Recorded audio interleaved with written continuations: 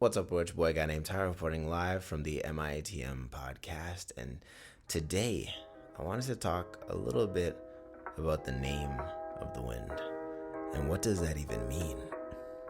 Run my intro. Caught up in them bright lights, lusting for shiny things that's golden. Everything ain't always what it seems, let it soak in. Chasing my dreams, coming apart at my seams. Best believe that the money is the All right. Welcome back to another episode of the MITM podcast. And today I wanted to talk to y'all about the name of the wind. And why is that important? You see, back in college, there was this book that I was in love with. In fact, I'm still in love with it. If you look at my library, it is the one book that looks like it's on its last leg of life. That's how many times I've read this. This book is so amazing, right? And it's called The Name of the Wind.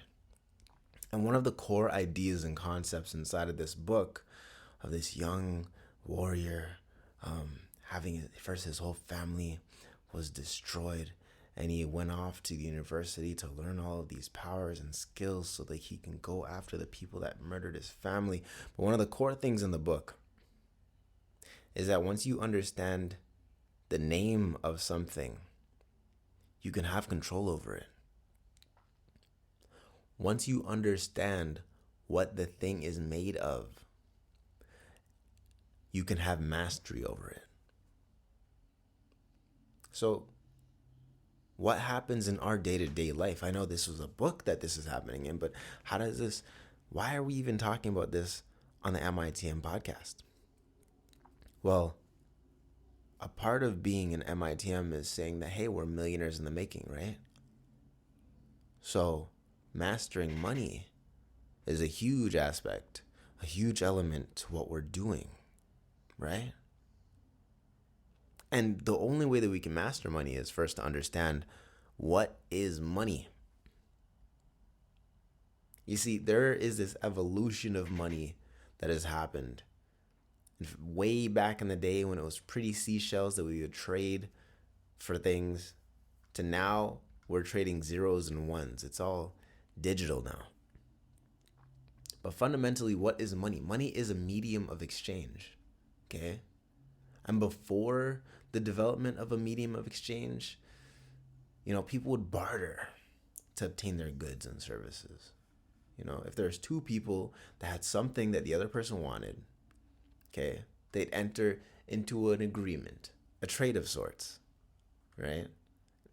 Now, early forms of bartering did not give the transferability and divisibility that makes trading efficient. Okay, now imagine this. If someone has cows but needs bananas, they must find someone that not only has bananas, but also the desire for meat. Okay, what if that individual finds someone who has a need for meat but no bananas? And they don't have bananas and only potatoes. It's like it makes it really hard after a period of time to continuously just barter for everything. Okay? Also, another problem with that is sometimes, your bananas are not worth my whole cow at all. Terrible. And how many bananas determine how many parts of a cow do you want? And the other thing that would happen is things go bad and get spoiled. Money was something that helped solve this problem. You see, money is a store of value. We take time and convert the time energy into money and store the value in that. At least right now, most of us that work a 9-to-5, or most of us that go out and work and trade our dollars for hours for dollars, we end up storing that value of time in the form of dollars. Okay? Now, yes, money was great. It solved a bunch of problems, right? But more times than not, money is just whatever commodity at the time serves the function as currency. Okay? At one point, they were using beaver pelts and dried corn for transactions. Okay? Another thing is money is something that we all agree upon. Okay, if we agree that it's worth the thing, then it's worth it. That's the fundamental idea and fundamental concept behind things like Bitcoin. Okay? If we all agree that one Bitcoin is worth whatever the hell it's worth, then it's worth that thing. And it will maintain that value as long as we all agree on it. And you see, there's no real difference between Bitcoin and the US dollar right now. The US dollar is backed by nothing. They just print more of it whenever they feel like it. In fact, most of the money that we're dealing with and using and experiencing is backed by absolutely nothing. It used to be backed by gold. Because before, gold was the thing that said, hey, you have this much money or you don't have this much money. Okay? And that was because gold was a scarce resource. Okay? You couldn't just have a mine fall out of the sky one day. It was backed by, you had to do the work to get it out of the ground. And that work was worth something. Okay, gold was very easily used and transferred, and it has so many properties to it that made it such a valuable tool. Okay. Now, fiat money is what we have right now. Fiat money is fake. It's fake money. Fiat money becomes a token of people's perception of worth. Okay. The basis for why money is created. An economy that's growing is apparently succeeding in producing other things that are valuable to itself and other economies. The stronger the economy, the stronger its money will be perceived. This is why, when the economy's booming, it's like, hey, I take my dollar anywhere else in the world, I'm rich.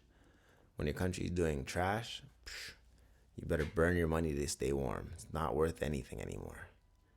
Okay? People's perceptions must be supported by an economy that can produce the products and services that people want.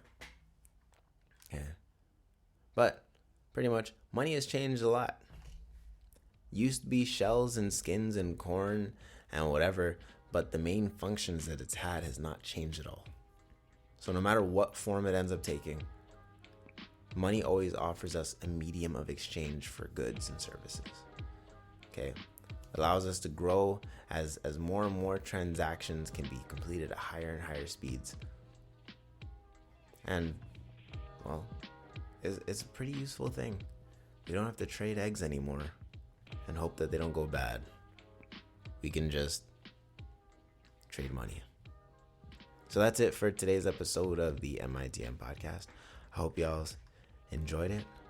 With that being said, I will see you tomorrow. Peace. Give 'em that creme de la creme whenever I spit that hot shit.